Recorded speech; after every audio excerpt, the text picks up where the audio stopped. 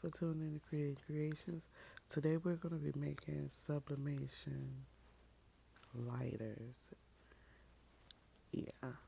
So I wanted to bring y'all in and show you how I designed my lighters. Okay. These, I do not remember where I got these from. If I remember, I'll put it below. But I don't know if it was design bundles or what. But I'll put the link below. Okay, so it's just a simple box. And the size of this box is, the width is 2 by 7 and the height is 2 by 8. Okay?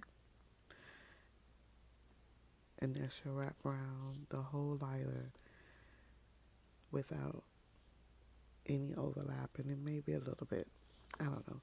But this is the size of mine, 2.7 by 2.8. Okay, those are my boxes, and I just went with the colors that I feel it will show up on the background.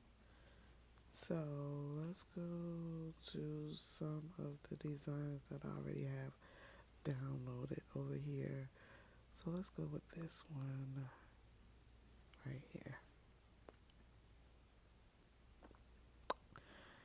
And we are just going to resize that and put it over this box.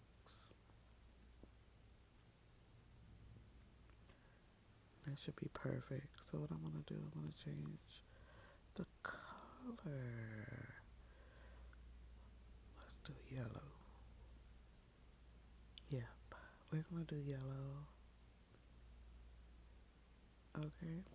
And the reason why I make colorful backgrounds, because what's going to happen when you put the image onto your Oracle 651, you're going to need to cut the right size out.